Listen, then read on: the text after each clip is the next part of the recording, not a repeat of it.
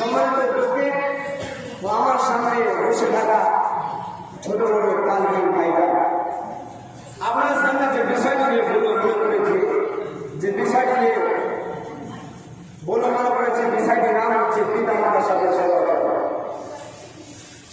তো জীবনে যদি সাকসেসফুল হতে চাও, এই মা বাবাকে কখনো কষ্ট দেওয়া যাবে না। জীবনে যদি কিছু উন্নতি করতে চাও, এই মা বাবাকে কখনো কষ্ট দেওয়া যাবে না। এই মা, যে বাবা কষ্টের পর কষ্ট করে তোমাকে গর্ভে ধারণ করেছে, যে মা 2 বছর দুধ পান করেছেন, সেই মাকে আমরা কেমন করে ভুলে গিয়েছি। তাই বড় আশ্বাস হয়ে আজকে আমরা মা বাবার কষ্ট করি। আজকে আমরা মা বাবার কষ্ট দেই।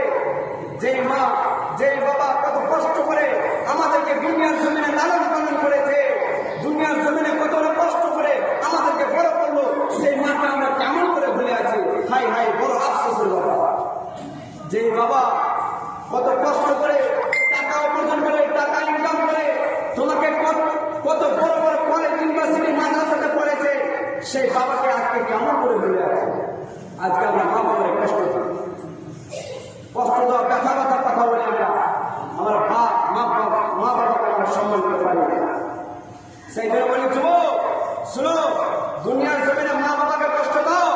শুনো, দুনিয়ার জমিনে যত ইবাদত করে না কেন, যত নামাজ রোজা করে না কেন, যদি মা বাবার খিদমত না করো, যদি মা বাবাকে না ভালোবাসো, তুমি যত নামাজ রোজা করো না কেন, তোমার জন্য জান্নাত হারাম হয়ে যাবে। কেননা দুনিয়ার জমিনে যেটা আসল নকশা, মা বাবার খিদমত করলে না। সেই জন্য আল্লাহ তাআলা বলেন,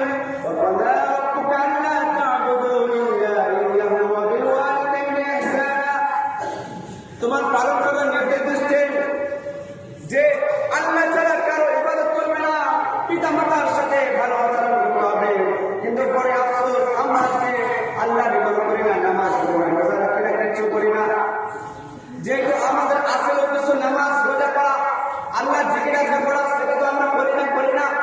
কিন্তু মা বাবারে আমরা কোন দেখি না, বাবারে কষ্ট দিই, কত দুঃখ বেদনা দিই। যে মা, যে বাবা কত কষ্ট করে আমাদেরকে দুনিয়ার জমিনে বড় করলো, সেই বাবারে আমরা কেমন করে ভুলে গেছি। সেই জন্য বলি, দুনিয়ার মানুষ শোনো, আজকে তোমাকে মায়ের বোঝায়, বাপরে বোঝায়, এগুলা করিস না, ওগুলা করিস না, এগুলা করিস না, ওগুলা করিস না। আজকে আমাদেরকে বোঝায় কেন, বুঝতে চাই না। সেই জন্য বলি, শুনো, আজকে বুঝতে চাও না, শুনো, যেদিনকে তোমার মা, তোমার বাবা দুনিয়া থেকে চলে যাবে, সেদিনকে আপনি বুঝতে পারবেন কি আজকে মাথা থেকে ছাতাটা গায়ে হয়ে গেছে। আজকে মা বাবা বোঝায় কিন্তু আমরা বুঝতে চাই। সেই জন্য আব্দুল্লাহ ইবনে আমর রাদিয়াল্লাহু আনহু বলে, রাসূল সাল্লাল্লাহু আলাইহি ওয়াসাল্লামকে জিজ্ঞাসা করলাম, হে আল্লাহর রাসূল, আল্লাহর কাছে সবচেয়ে পছন্দনীয় আমল কি? রাসূল সাল্লাল্লাহু আলাইহি ওয়াসাল্লাম বললেন, রাসূল সাল্লাল্লাহু আলাইহি ওয়াসাল্লাম বললেন, সময় মতো সালাত আদায় করা। আবার জিজ্ঞাসা করলাম, তারপর কি? রাসূল সাল্লাল্লাহু আলাইহি ওয়াসাল্লাম বললেন, পিতা মাতার অনুগত হওয়া। আবার জিজ্ঞাসা করলাম, তারপর কি? রাসূল সাল্লাল্লাহু আলাইহি ওয়াসাল্লাম বললেন, আল্লাহর রাস্তায় জিহাদ।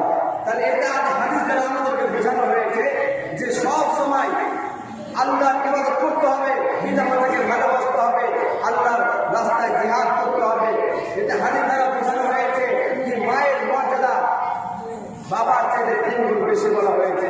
অন্য হাদিসে বর্ণনা করা হয়েছে, আন আবি হুরায়রা রাদিয়াল্লাহু আনহু ক্বালা ক্বালা রাজুলুন ইয়া রাসূলুল্লাহ মান হাক্কু বিহুসনি শাহাদাতি ক্বালা উম্মুকা ক্বালা সুম্মা মান ক্বালা উম্মুকা ক্বালা সুম্মা মান ক্বালা উম্মুকা ক্বালা সুম্মা মান ক্বালা আবুকা।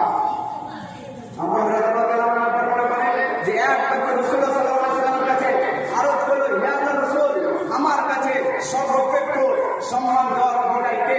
রাসূল সাল্লাল্লাহু আলাইহি ওয়াসাল্লাম বললেন, তোমার মা। আবার জিজ্ঞাসা করলো, তারপর কে? রাসূল সাল্লাল্লাহু আলাইহি ওয়াসাল্লাম বললেন, তোমার মা। আবার জিজ্ঞাসা করলো, তারপর কে? রাসূল সাল্লাল্লাহু আলাইহি ওয়াসাল্লাম বললেন, তোমার মা। আবার জিজ্ঞাসা করলো, তারপর কে? রাসূল সাল্লাল্লাহু আলাইহি ওয়াসাল্লাম বললেন, তোমার পিতা। তাহলে এখানে আমাদেরকে বোঝানো হয়েছে কি মায়ের মর্যাদা বাবার চাইতে 3 গুণ বেশি। সেই জন্য বলি, দুনিয়ার মানুষ শুনো, মা বাবাকে দেখতে হবে।